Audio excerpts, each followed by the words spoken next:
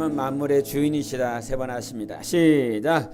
하나님은 만물의 주인이시다. 하나님은 만물의 주인이시다. 하나님은 만물의 주인이시다. 아멘. 하나님께서 만물의 주인이시라라고 하는 건 하나님께서 지었다라고 하는 것입니다. 모든 만물을 지으셨고요. 그 모든 만물을 주관하고 계시고 있고 그 만물의 소유자가 되십니다. 그래서 그 모든 만물을 소유하고 계신 그 하나님께서는 무소부지하시며 안 계신 곳이 없습니다. 오늘 이 자리에도 우리 주님이 함께 하십니다. 정말 우리가 처해 있는 모든 환경 가운데 우리 주님이 함께 하십니다. 그런데 모든 만물을 창조하셨고 모든 만물을 지으셨고 모든 것이 자기 것이라 이 말이죠. 천지창조를 하실 때 창세기 1장에 말씀으로 모든 만물을 다 지으셨습니다. 그래서 만드실 능력도 있고요. 없애실 능력도 있고요. 모든 것이 주님의 손에 있습니다. 그런데 만물의 주관자이시면서 창조주이시면서 이분에게 없는 것이 있습니다. 모든 만물을 다 가지고 계심에도 불구하고 모든 만물의 소유자이심에도 불구하고 그분에게 없는 것이 있으니 그것이 죄입니다. 하나님에게는 죄가 없습니다. 그래서 죄가 없으신 하나님을 우리는 믿고 있고 그분을 섬기고 있습니다. 그래서 히브리서 4장 15절에 이와 같이 말씀하십니다. 우리에게 있는 대제사장은 우리의 연약함을 동정하지 못하실 리가 아니요 모든 일에 우리와 똑같이 시험을 받으신 이로되 죄는 없으시니라 이렇게 말씀하십니다. 시험도 받으셨고 고난도 받으셨고 말씀이 육신이 되어 오셔서 이 땅 가운데서 먹지 못할 때도 있고요. 정말 많은 사람들에게 욕먹을 때도 있었고요. 정말 많은 힘들고 어려운 고난과 시험을 우리 인생처럼 우리와 똑같이 받으셨음에도 불구하고 그분에게는 죄가 없으신 하나님이십니다. 우리가 더러운 것이 있다라고 할 때 뭐 씻지 못하여서 그것이 더러운 것도 아니고요. 천한 직업을 가지고 있는 그 사람이 더러운 것도 아니고요. 하나님에게 있어서 가장 더러운 건 죄입니다. 여러분이 안 씻어서 더러운 것이 아니라 천한 직업 3D 직종에 종사하고 있기 때문에 더럽다라고 말을 하는 것이 아니라 하나님이 가장 더럽게 취급하는 것, 하나님이 가장 더럽다라고 이미 판결하신 건 죄인 것입니다. 그러므로 이 죄가 하나님 앞에서 가장 더럽다라고 하는 것을 안다면 그럼 하나님은 어떠하신 분이실까? 하나님이 동에 계시면 죄는 서에 있는 것입니다. 하나님은 천국에 계시기에 죄는 어디에 있습니까? 지옥에 있습니다. 도저히 만날래야 만날 수 없는 것이 죄인 거예요. 하나님과 만날 수 없는 것이 죄인 것입니다. 그런 죄가 가장 더럽고 추한데 이 더럽고 추한 모든 것들이 바로 로마서 1장에 그대로 드러납니다. 우리 한번 보시겠습니다. 로마서 1장 29절부터 31절까지 봅니다. 우리가 날마다 읽는 말씀이 아니라 오늘 다시 한번 읽기를 원합니다. 29절부터 31절까지를 한번 보십니다. 시작.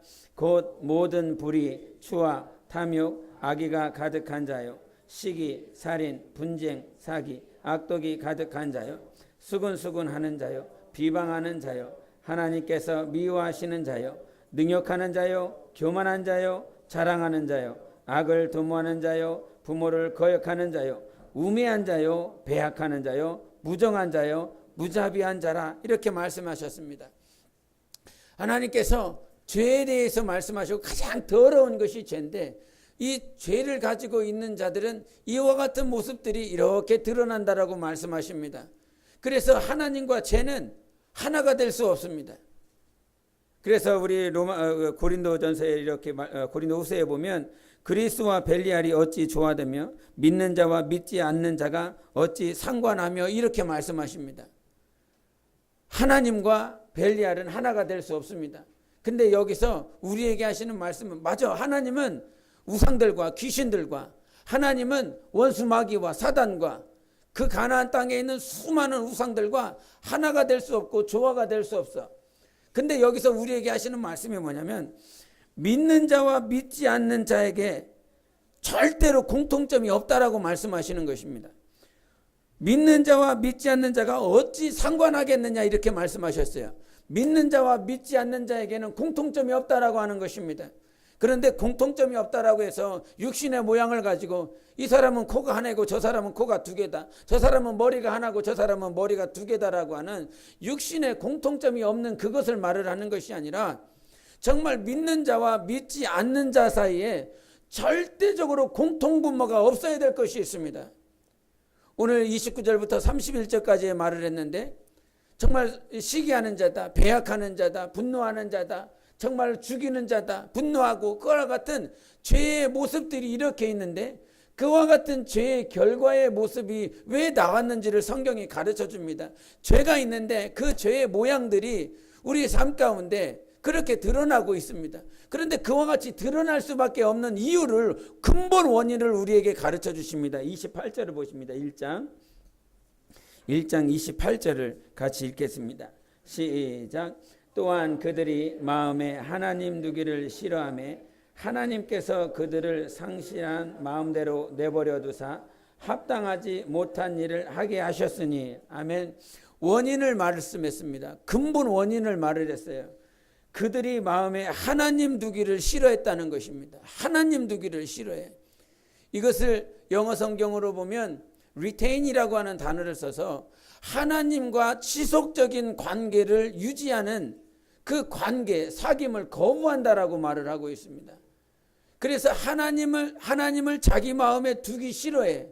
두기 싫어함으로 이와 같은 결과가 나왔어요. 왜 살인하냐면, 왜 살인하고 싶은 마음이 일어나냐면 우리 마음에 하나님을 안 둔다라고 하는 것입니다. 왜 자꾸 미워하냐면 그 마음에 하나님 두기를 싫어한다라고 하는 것입니다. 무정한 시대라고 그럽니다. 무정한 시대. 성경에도 말했지만 무정한 자라고 그럽니다. 무정한. 정이 없다는 거예요. 사랑이 없다는 거예요. 자비가 없다는 것입니다. 무정한 시대, 무정한 사람이 됐다라고 하는 것입니다. 왜 당신에게 사랑이 없고 무자비함이 그렇게 안에 가득 찬 이유가 뭐냐? 근본 원인이 뭐냐? 다른 것이 아니라 못 배워서 그런 것이 아닙니다. 글자를 몰라서 그런 것이 아닙니다. 돈이 없어서 그런 것이 아닙니다. 물질을 내가 없기 때문에 무정한 그런 자비도 없고 사랑도 없고 그런 사람이 돈이 없어서 지식이 없어서 그렇게 된 것이라고 성경에 말하지 않고 네 마음에 하나님 두기를 싫어한다는 것입니다. 하나님 두기를 싫어한다는 말이 뭐예요? 하나님과 관계 갖기를 싫어한다는 거예요. 한 단순간, 일순간 하나님과 관계를 갖기도 합니다. 일주일간 살면서 잠시 잠깐 기도하기도 하고요. 잠시 잠깐 성경을 보기도 해요. 그런데 너희 마음에 하나님 두기를 싫어한다라고 하는 것은 평생에 살면서 24시간 살며 일주일간 살며 마음 가운데 하나님 두기를 사모하고 우리 주님과 지속적인 관계, 지속적인 사귐 갖기를 원해야 되는데 그것을 하기 싫어한다는 거예요. 그래서 24시간을 살며 하나님이 내 마음이 없으니, 하나님과 사귐이 없으니 무정한 모습이 나오는 거죠. 무자비한 모습이 나오는 것입니다. 살인하고 미워하고 시기하고 분노하고 정말 세상 사람들이 보여야 될 그런 모습들이 우리 안에 나옵니다. 좀 전에도 말한 것처럼 믿는 자와 믿지 않는 자, 즉 신자와 불신자 사이에서 절대로 공통분모가 없어야 될 것이 있습니다. 불신자는 하나님 두기를 싫어해요. 하나님과 사귐을 지속적으로 갖기를 거부합니다. 그런데 여러분을 한번 보십시다. 우리를 한번 보십시다. 크리스찬이라고 하는 그리스도인들을 한번 보십시다. 세상 가운데 살며 우리가 이 세상을 살며 그리스도인으로 하나님의 사람으로 살아가는데 과연 내 마음 가운데 지속적으로 정말 지속적으로 우리 주님과 사귐을 가지려고 하는 그 마음이 얼마만큼 있는가. 공통분모가 없어야 됩니다. 하나님과 벨리알이 조화가 된다 안 된다? 조화가 되지 않는다 그랬어요. 믿는 자와 믿지 않는 자가 상관될 수 없다라고 말했습니다. 하나가 될 수 없다. 공통점이 인커먼이라고 그래서 공통점이 없다라고 하는 것입니다. 공통 분모가 없다라고 하는 거예요. 그래서 불신자와 신자 사이에 공통 분모가 없어야 된다라고 하는데 그 공통 분모라고 하는 건 육신에 있는 것이 아니라 우리 마음에, 우리 영혼에 있는 것입니다. 특별히 오늘 28절에 말씀하신 것은 신자에게는 분명히 있어야 될 것, 하나님과 지속적으로 사귐 갖고자 하는 그런 사모함, 간절함이 있어야 되는 것이고, 그럼 불신자는 뭐가 없어요? 주님 두기를, 하나님을 마음에 두기를, 그것을 거부한다라고 하는 것입니다. 우리가 복음을 전하지만 우리가 복음을 전할 때 이 전단지를 주고 아니면 커피를 마시라고 그러고 호떡을 나눠주고 이렇게 그럽니다. 그런데도 불구하고 이 지나가면서 먹을 거 준다 이 말이죠. 배고플 때쯤 줍니다. 그런데도 불구하고 이 미간이 찌푸러지고 이 입이 꼬투리가 올라가고 하는 그 모습을 심심치 않게 봅니다. 하나님 사랑하신다고, 천국 가시라고, 구원받으라고, 해를 말하라는 것이 아니라 영적인 것이기 때문에 그렇겠지만, 당연히 그런 것이지만, 이 미간이 막 찌푸러지고 눈살이 막 안 좋게 하는 그 모습을 보면서 정말 그 모습 보기가 정말 살벌합니다. 무섭습니다. 어떻게 저런 모습을 보일 수 있을까? 어떻게 저런 눈초리를 가질 수 있을까? 어떻게 입꼬리를 저렇게 올릴 수 있을까? 그런 생각을 보면서 죄의 모양을 그렇게 보는 것 같아요. 죄의 결과를 그 사람의 얼굴을 통해서 그렇게 드러나는 모습을 보는 것 같아요. 우리가 이 땅에 살면서 여러분의 불신자와 세상과 원수마귀와 공통 분모가 없어야 될 것이 무엇입니까? 주님 두려고 하는 마음이 있어야 된다는 말입니다.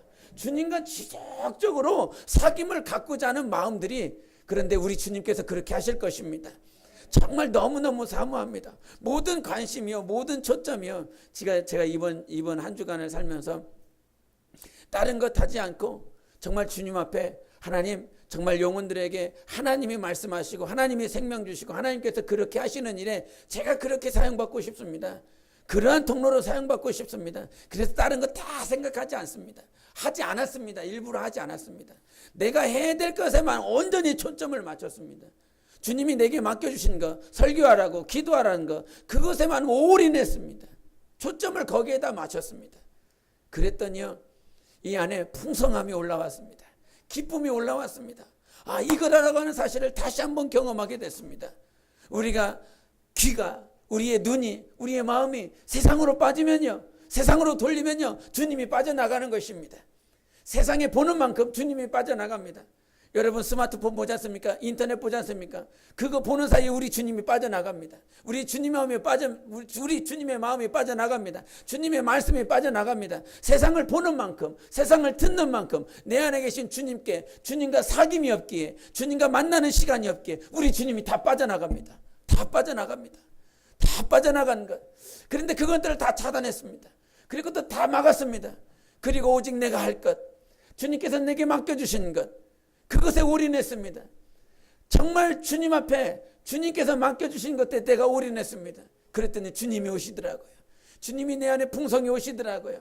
안 좋은 소식들, 불쾌한 소식들, 여러 소식들, 그런 소식들, 추석이 있지 않습니까? 추석이 와서 만나야 되고, 이렇게 해야 되고, 약속도 잡아야 되고, 그런 세상의 소식들, 그런 소식들이 막 들려오는 것들이 다 차단됐습니다. 아무것도 들려오지 않더라고요. 내가 주님께 올인하니까, 내가 주님께 내 마음을 두니까, 내 시간을 주님께 두니까 주님이 오시더라고요. 이미 와 계시지만 와 계신 우리 주님이 내 안에서 계속 살아나시더라고요.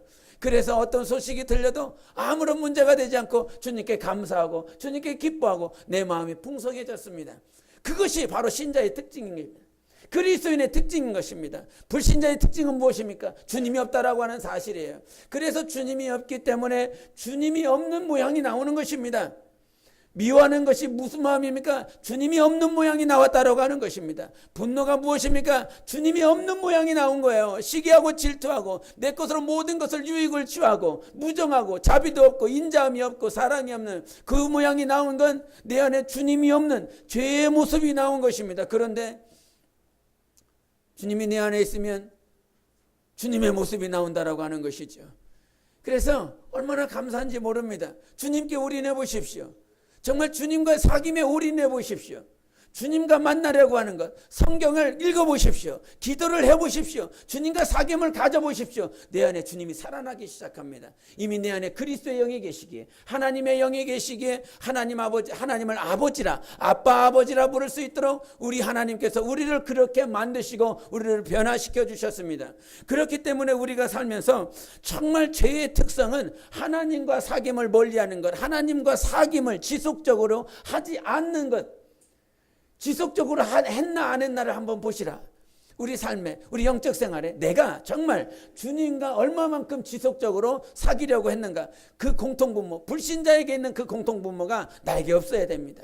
나에게는 오직 있어야 될 것이 주님을 만나려고 하는 마음, 주님과 지속적으로 사귀려고 하는 그런 마음들이 그렇게 나와야 되는 것입니다. 그러나 바리새인들이나 사두개인들이나 율법사들이 그들이 가지고 있었던 것이 무엇이냐? 지식은 가지고 있어도, 교리는 가지고 있어도, 말씀에 대한 율법들은 가지고 있어도 주님과 사귀려고 하는 마음이 없기 때문에 그들은 여전히 불신자인 것입니다. 그들이 천국에 못 갔습니다. 갈 수가 없습니다. 천국에 영생에 넉넉히 들어가는 자는 주님이 있는 자입니다. 교리가 있는 자가 아니고요, 율법이 있는 자가 아니고요, 주님이 있는 자가 영생에 들어가는 것입니다.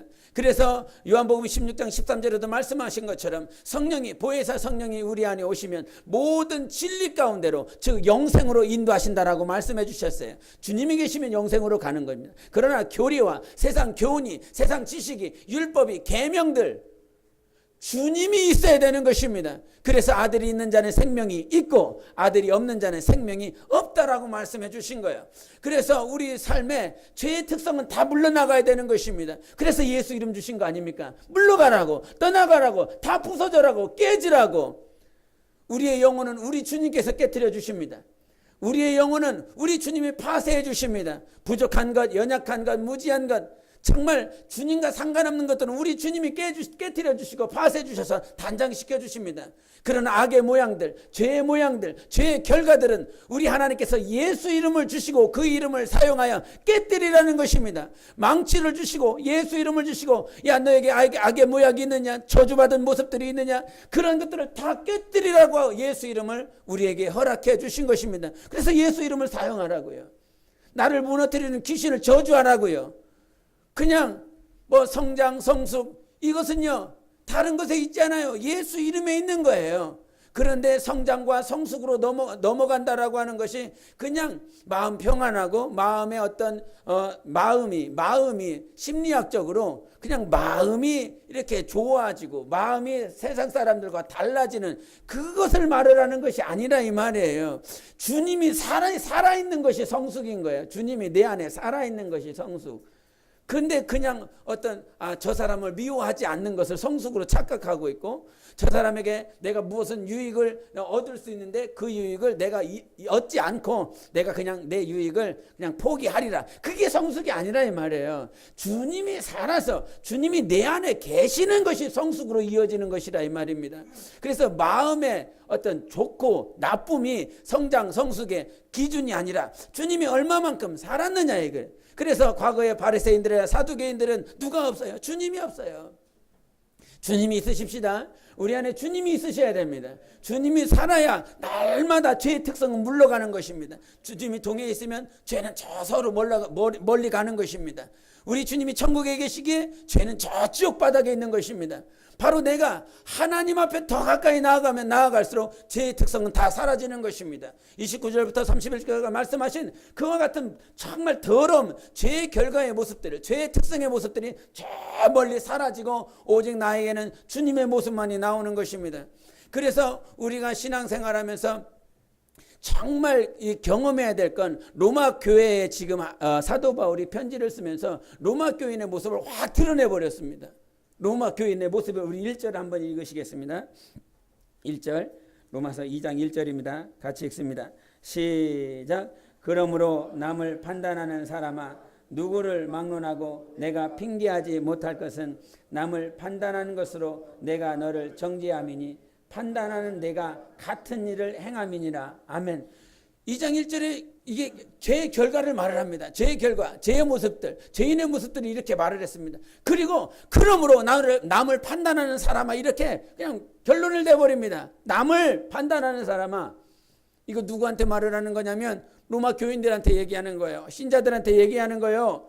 지금 너희들의 모습이 그렇다는 것입니다. 너희들의 모습, 신자이면서 예수를 믿는 사람이고 성도라고 하는 사람들 가운데서도 여전히 죄의 모양, 죄의 결과를 가지고 있어서 이와 같은 모양이 있는데, 그러므로 로마 교인들 너희들은 여전히 남을 판단하는 사람이야 라고 하는 것.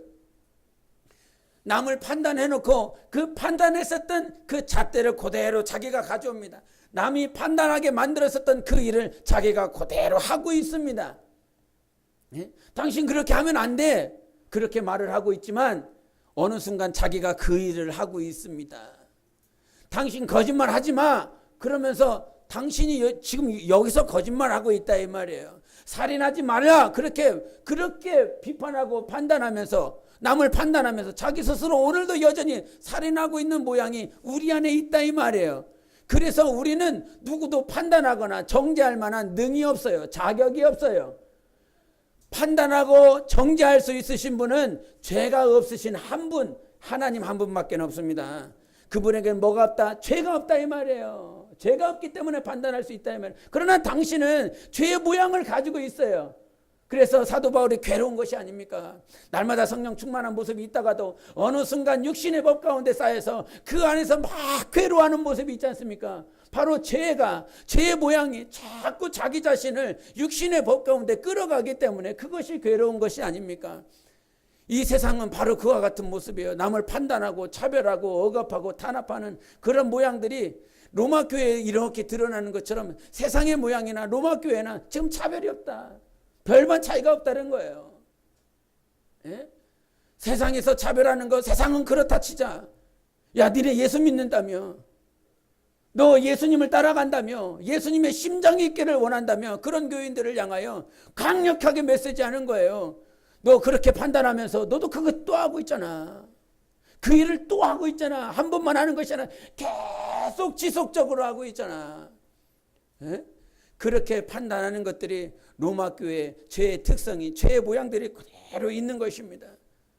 그런 죄의 모양으로 말미암아 차별받고 억압받고 정말 억울한 일들이 그렇게 막 가득 차여버리는 그런 삶들을 그렇게 있다 이 말이에요. 저는 오늘 성경을 읽으면서 예수님의 모양을 다시 한번 또 생각하게 됩니다. 예? 남을 판단하는 일, 그렇게 교인들이 힘쓰고 있고 교인들이 힘쓰고 있습니다. 죄의 특성이 교회로 들어오면 어떻게 됩니까? 죄인의 모양이 그대로 나와요. 죄인의 목숨, 죄의 결과가 그대로 이렇게 로마 교회에 들어와서 서로 비방하고 판단하고 정죄하는 것들이 판을 쳤습니다. 영적 전쟁이 시작인 것입니다. 판단하고 비판하고 정죄하는 것들, 영적 전쟁의 시작이라 이 말이에요. 그런데 우리 주님께서 그 로마 교인들을 향해서 그와 같은 모양들이 있는 그들을 보면서 정말 가슴 아파하는 거죠. 남을 판단하는 사람아. 지금 로마 교인들만 그러는 것이 아니라 우리도 그렇다 이 말이에요. 누구 얘기가 아니라 우리 얘기다 이 말입니다. 우리 얘기라 이 말이에요. 교인들이에요. 성도들도 있다고 그랬어요. 예? 성령을 모시고 성령이 충만하여 살아가는 사람들도 있었단 말이에요. 그런데 그들을 다 싸집어서 남을 판단하는 사람아 이렇게 얘기하고 있는 것입니다.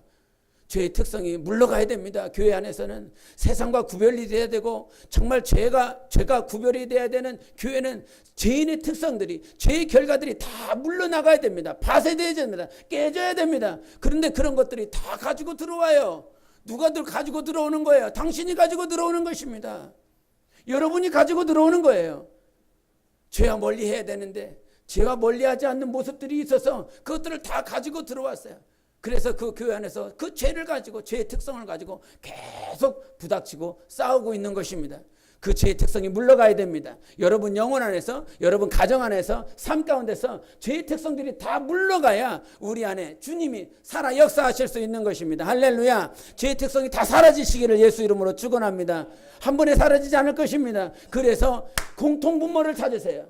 신자들의 공통분모를 확실히 찾으셔야 됩니다. 주님과 지속적으로 사귐 갖기를 날마다 원하시고 갈망하시는 여러분 되시기를 바랍니다. 그렇게 세상이 교회뿐만 아니라 우리 교회를 세우신 우리 주님도요 억압받으시고 차별받으셨지 않습니까? 누가복음에 보면 예수님께서 이 골고다 언덕길을 올라가십니다. 그 골고다 언덕길을 올라가시면서 시몬이 가지고 올라가다가 예수님께서 정말 옆에서 울고 있는 많은 무리들을 봅니다. 그 무리들을 보면서 지금 예수님은요 심판받았어요. 그것을 어제 밤중에 읽다가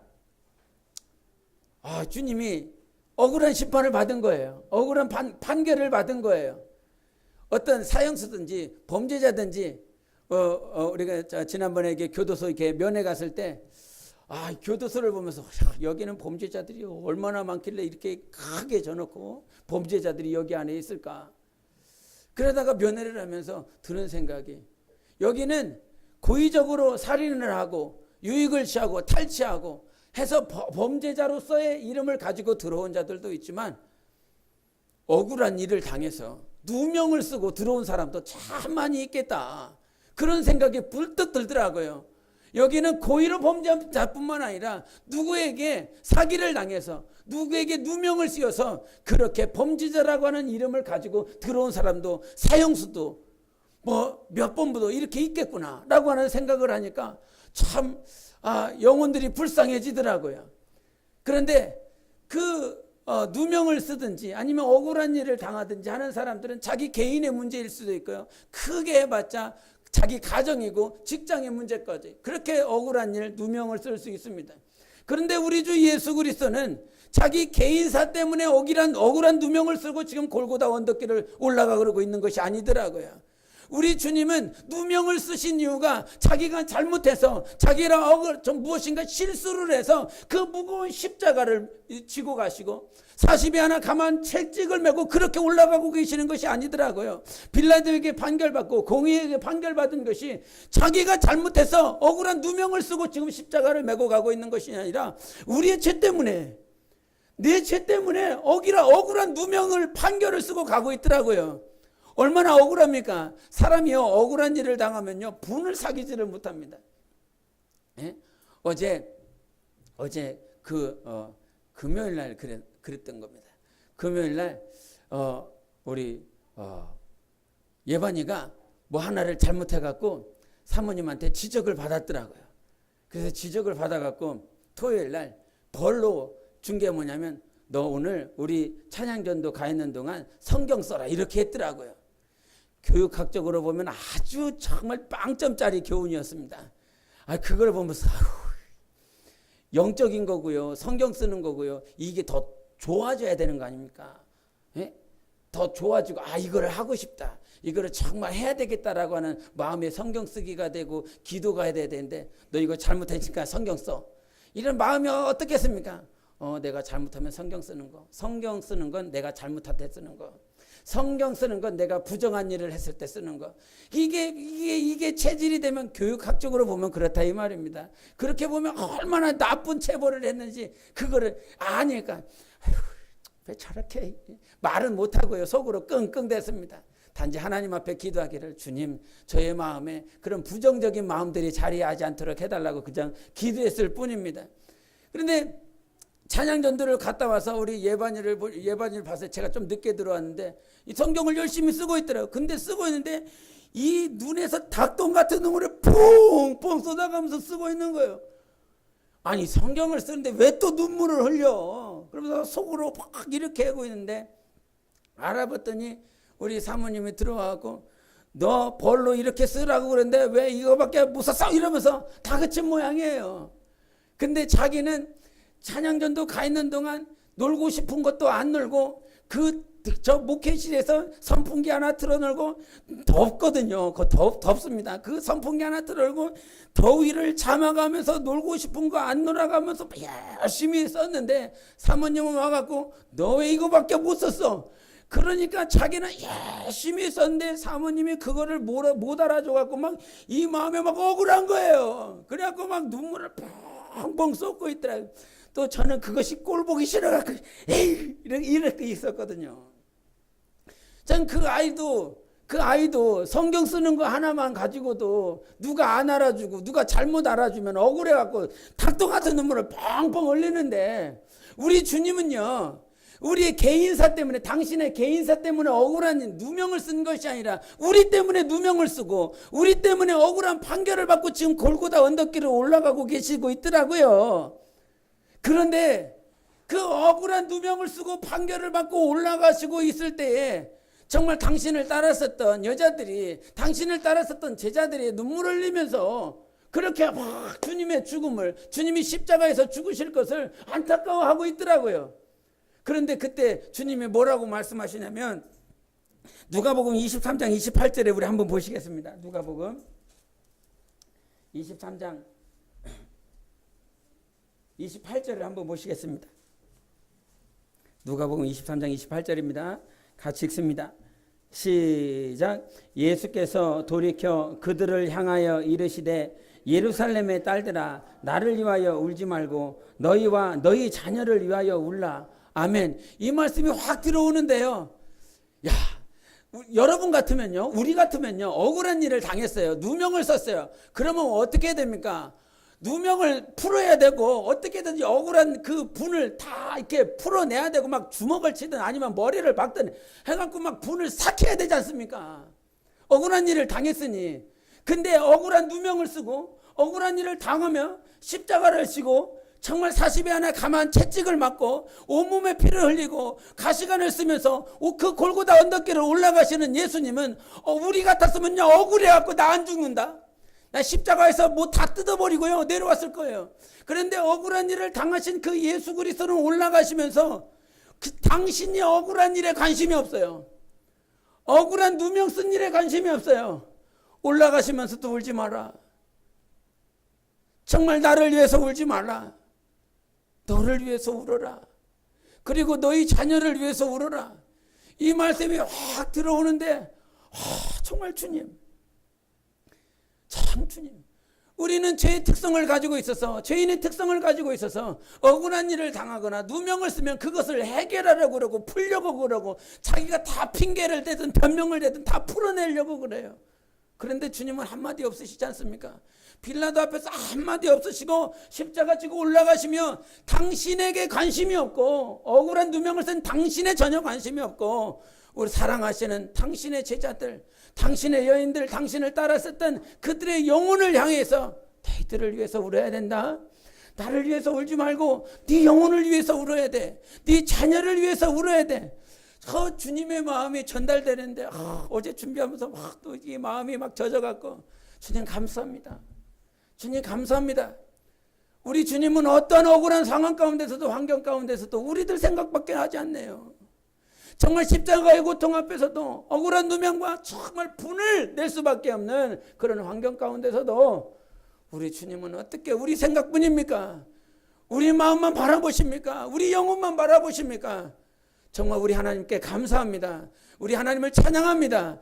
우리는 오늘 그와 같은 주님을 영접하고 있고요, 그와 같은 주님을 섬기고 있습니다. 나만 생각하시는 주님, 어떠한 삶도 어떠한 환경도 범사의 만물이 깨지고 부서지는 것 그거 상관하지 않고 우리 하나님은 오늘도 우리만을 보십니다.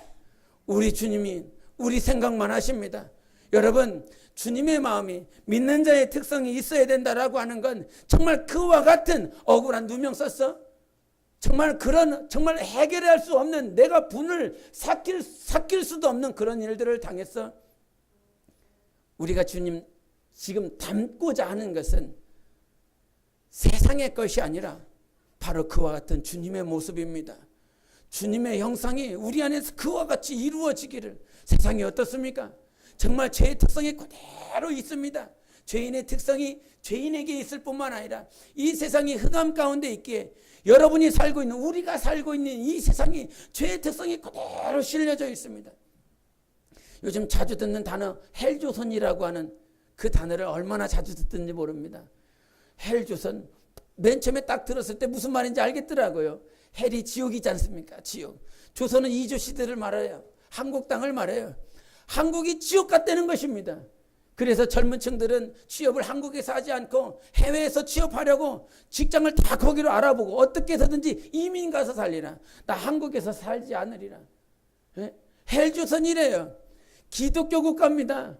과거에 1200명이나 되는 그리스도인들이 살았었고 그렇게 호흡하고 기도했었던 이 한국 땅이 정말 많은 불신자들의 고백이 헬조선이라는 거예요. 지옥이라는 거예요. 여기는 살 수가 없는 것이고 괴롭고 고통스러운 것이라는 것이 그렇게 고백하고 있습니다. 우리가 지금 헬조선에 살고 있습니다. 어떤 메시지나 어떤 소식을 보니까 이게 OECD 국가가 있는데 OECD 국가에서 법을 신뢰할 수 있는, 국민들이 법을 신뢰할 수 있는 그 신뢰도가 OECD 국가 중에서 최하위 바로 윗단계더라고요. 바로 밑에 있는 나라가 남미에 있는 콜롬비아더라고요. 저 러시아라고 하는 그 러시아보다도 10%포인트가 더 낮은 것이 바로 한국 땅이더라고요. 지난 주간에 어떤 한 시장이 지방자치제와 관련해서 자기네 어떤 정책을 이렇게 얘기를 끝내고 이렇게 기자분들 질문 받겠습니다. 그랬더니 한 지나가시던 여성이 그런 얘기를 하더라고요. 그 시장이 세월호와 관련해서 이거 노란 리본을 여기 옷에 차고 있는데 그것을 보면서 지나가는 여자분이 그 시장한테 그거 안 차면 안 되겠냐고, 보기 싫다고. 그러니까 이 시장이 화가 나갖고 우리 어머님 자식이 죽어도 그런 말 하실 겁니까? 그랬더니 그 여자분이 하시는 말이 그거와 그거는 다르죠. 이렇게 얘기를 했더라고요. 그랬더니 그것을 듣고 내 자식과 남의 자식이 왜 다릅니까? 같은 사람입니다. 어머니 같은 사람이 나라를 망치는 것입니다. 어떻게 사람이 죽었는데 그런 소리를 합니까? 본인 자식이 그런 일 당할 날이 있을 겁니다. 이렇게 막 저주를 쏟아버리더라고요. 근데 그 얘기를 듣고 주변에 있었던 사람들이 시장님 잘합니다. 이렇게 또 박수를 쳐주고요. 예? 그거 하지 말라고 이렇게 야유를 치고 또 시장은 당신 아들이 죽을 겁니다. 그랬더니 막 박수를 쳐주고 있고요. 예? 우리가 인간이면 시장이 잘한다 박수 쳐줄 겁니다. 그런데 그 여자분이나 그 시장이나 뭐 욕하려고 하는 그런 것이 아니라 죄의 특성이 그대로 드러나는 것입니다. 저가 나를 욕하니까 나는 욕을 30배, 100배로 쏟아갖고 저를 더 죽여버렸습니다. 지금 그와 같은 시대에 살고 있습니다.